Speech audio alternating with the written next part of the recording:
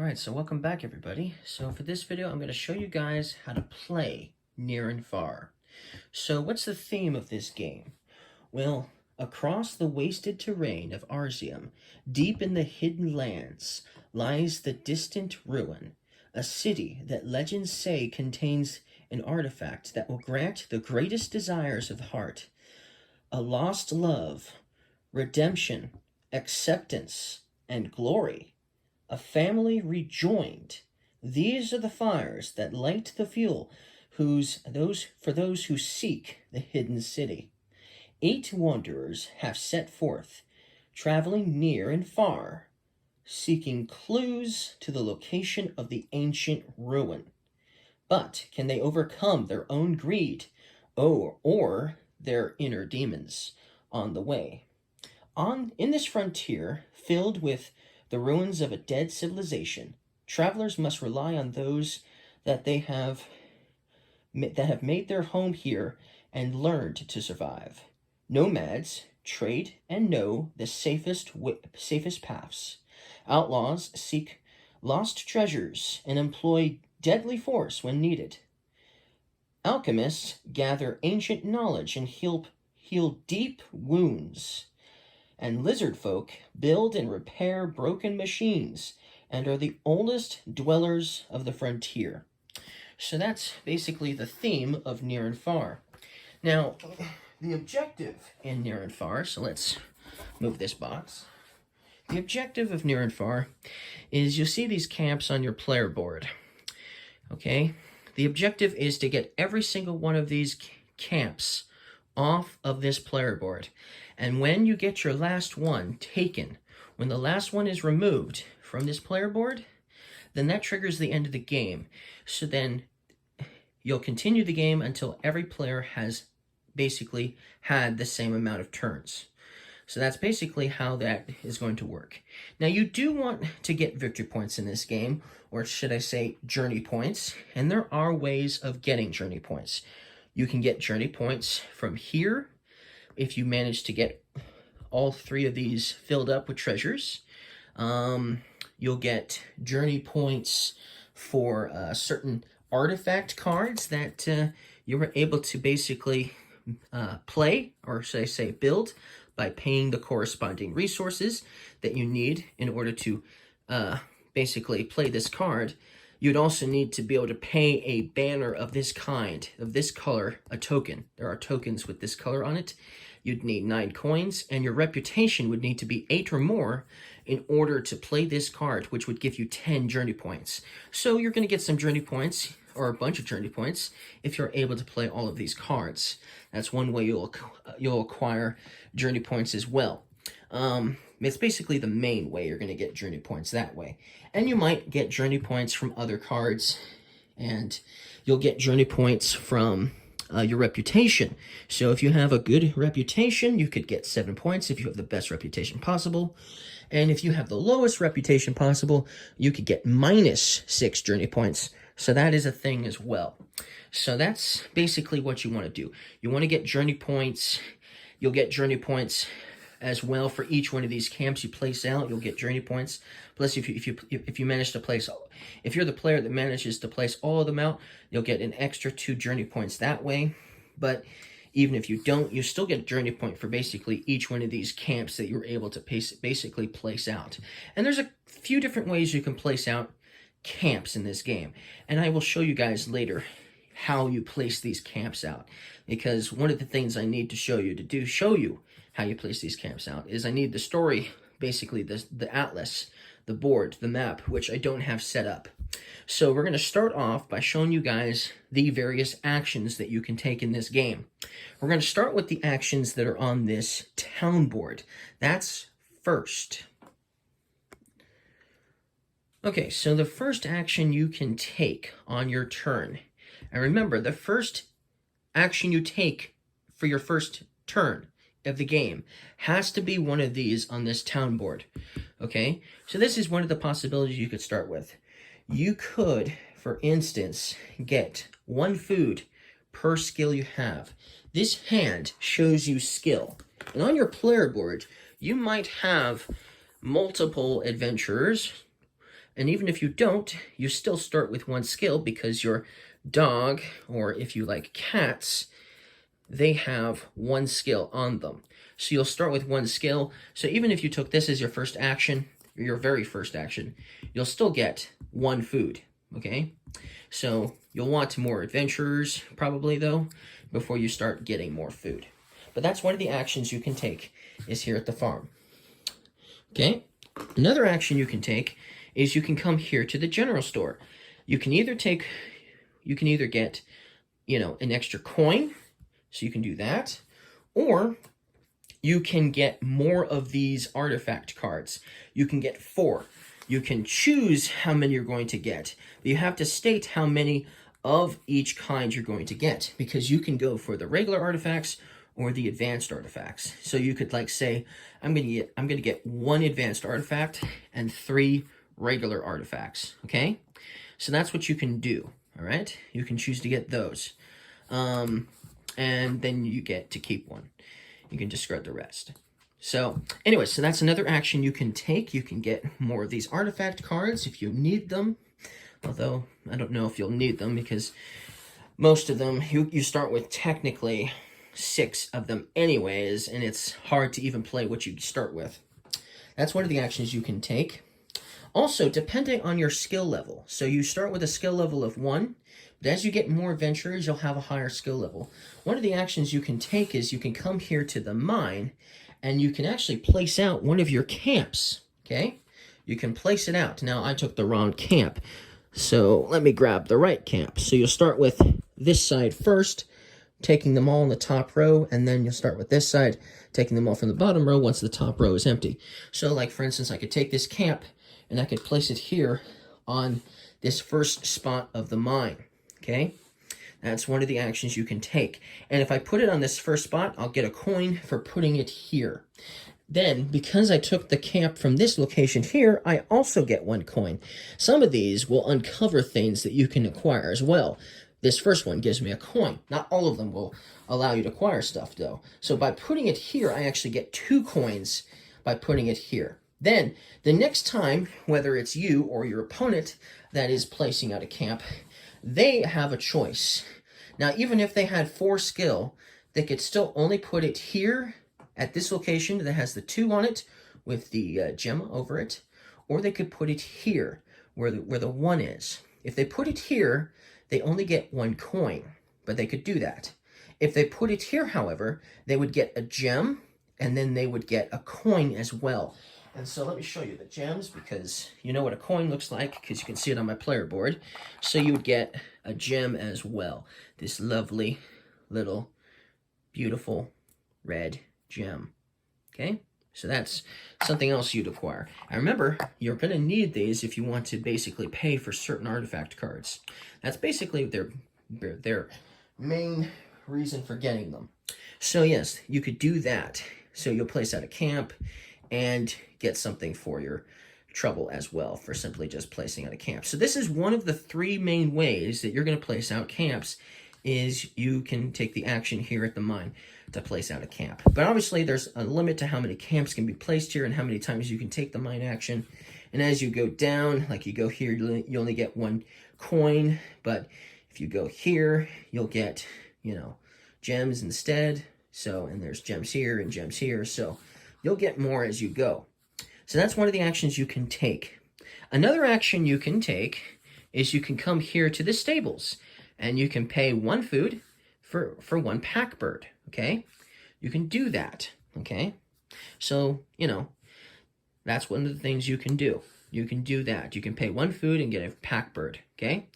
Now, you can never take the same action 2 times in a row. So I couldn't come back. On my next turn, I couldn't get another pack bird by paying a food. I'd have to go somewhere else first. But yes, that's one of the actions you can take in this game. Another action that you can take in this game is you can come here to the alchemist's hut, and you can acquire yourself a treasure. Now, this treasure does you no good if you have no pack birds. So you first have to have a pack bird on your player board before you can go here and get one of these treasure cards. And they do a variety of things. Ooh, this one's a radish potion, so it gives me an extra heart, for instance. So there's a bunch of different treasures you could potentially get that will help you out. That's something you can go for. Now, even though you can only have 3 max because you only have 3 pack birds, if you do get more of these, then you're going to have to discard one of the cards you already have. That is the downside to that. Then there are 2 more actions you can take in this game. So let's show you. Okay, so this is one of the main actions you'll be taking quite a bit. But you can come here to the saloon to basically pay for one of these, or should I say hire one of these adventures. So this one would cost 2 money, this one 2 money, 3 money, 2 money, and 4 money. But you can take any one of these adventures that you can afford to hire. You can only hire 1 per turn, and obviously you can't take this action 2 times in a row. But the cool thing about the saloon is you can have multiple players here at the saloon. That's allowed. And it won't cause a duel if you do that. If you ever go, however, to an action location, let's say Greer here, the robot guy, was at this location, and I wanted to come here to the stables my next turn, and he was already here. If I put Rin, my lizard girl, here, if she was to go here, then which I could do still, I would have to tell Greer, or my opponent, that I'm going to duel him, okay? And then in a duel, a bunch of things will happen. Well, for one thing, you're going to roll a dice, and so will your defender. Or should I say the opponent who was already here. They will roll a dice too. And then you can add hearts. If you're the attacker, you can add hearts to the equation if you have hearts to spend to add more numbers to your dice roll to help you win the duel, okay? You can also tell them before you battle them that you're going to fight them honorably or dishonorably. If you fight them honorably, then you get to increase your reputation if you win a duel. So that's another benefit to dueling your opponent. If you want to increase your reputation, remember, certain artifacts require you to have a raised reputation or even a decrease in reputation. So if you have a card you want, but you need to decrease your reputation, you might consider dueling your opponent and dueling them dishonorably. If you choose to dishonor, to do battle with them dishonorably, then you get to add another number to your dice roll as well. So you get 1 extra number, basically. So if you rolled a 6, you could make it a 7. Because remember, just like in Risk, the defender always wins a tie. So if you both got a 6, then player 2, your opponent, the defender, he would win automatically. But if you were, battling him dishonorably and you both got a 6, then you'd actually have 7 and you'd win the duel. But then you would also go down in reputation. But hey, maybe that's what you actually want to do. You might actually want to go down in reputation so you can play a particular artifact card. So that's something that you might want to do, consider doing. So the reputation tract is very different from above and below.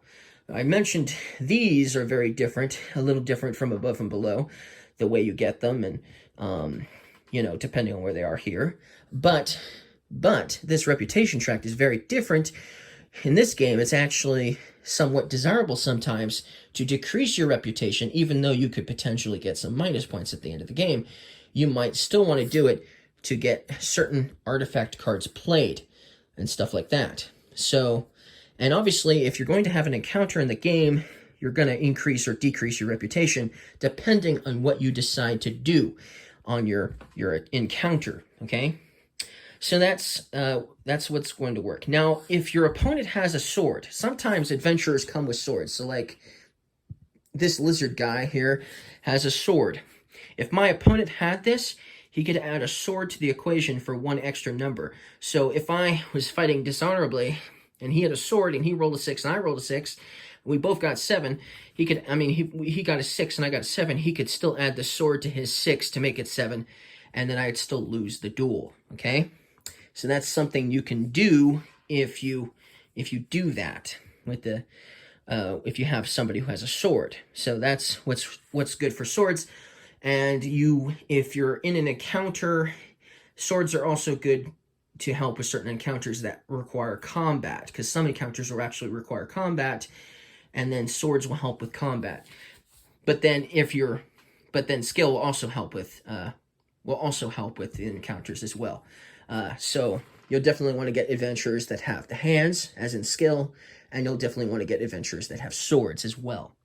And then obviously adventurers that have lots of hearts, because you need hearts for all sorts of things. And then there's an arrow on this as well that indicates that this one will add additional movement to your turn, so you can move more spaces. We'll explain all that later. But yes, you can duel your opponent. Now, let's say you win the duel. You win the duel, then you get to take the action here. Okay, nothing happens to your opponent. You're thinking, oh, something bad's going to happen to my opponent if he loses.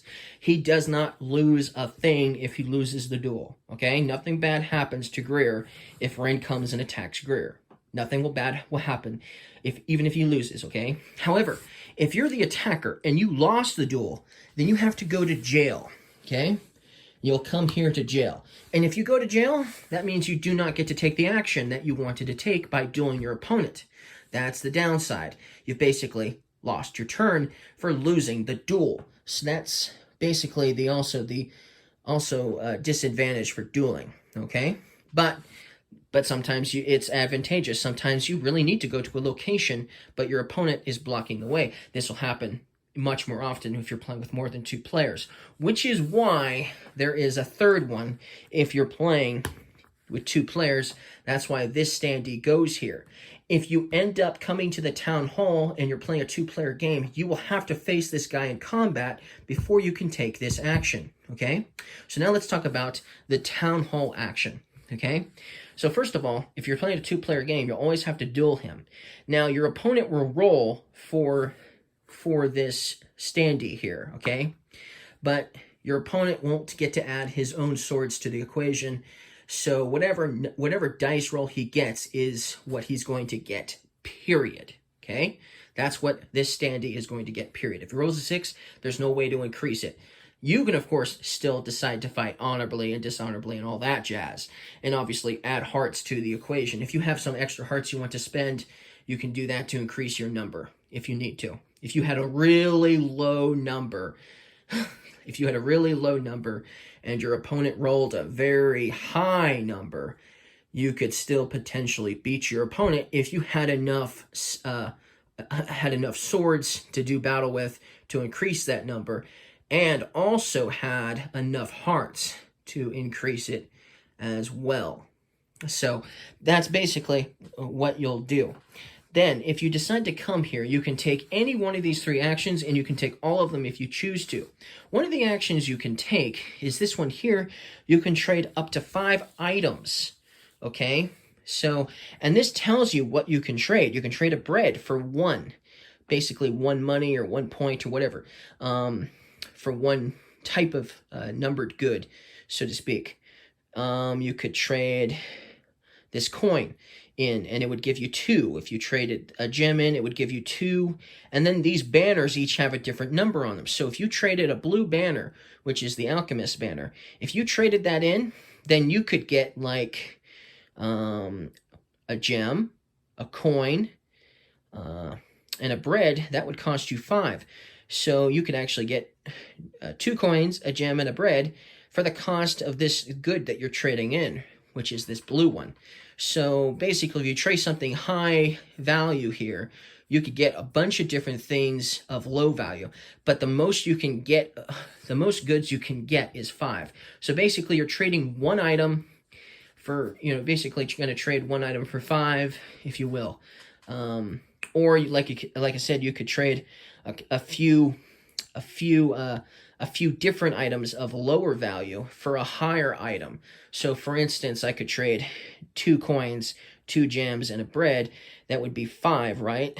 And I could get this red banner for 5, for instance. The lizard folk banner is what I mean. So up to 5 though. So you can trade 5 goods for 1 good, or 1 good for 5 goods, is basically what that means, that you can trade. So I hope I explained that fairly well.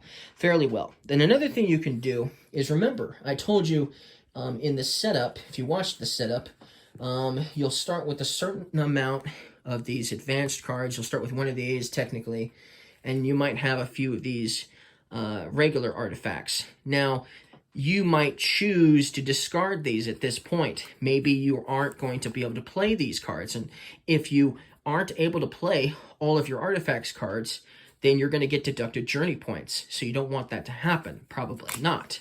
And so you can come here to the town hall to discard the cards you don't think you were going to use. Maybe at the beginning of the game, the artifact looked cool, and you thought, "Ooh, I'm definitely gonna play this one."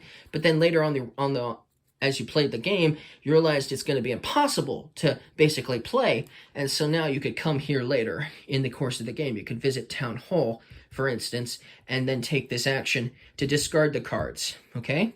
So that's one thing you can do. Now, another thing you can do, and you remember, you can do all of these in any order you want, so you can do all three of these at the same time. Another thing you can do is you can trade in coins and gems, and you can trade in an unlimited amount of them to increase your reputation, that amount. So I could trade in 2 gems to increase my reputation by 2. I could trade in a coin and a gem to increase my reputation by 2. I could trade in 5 coins to increase my reputation by 5.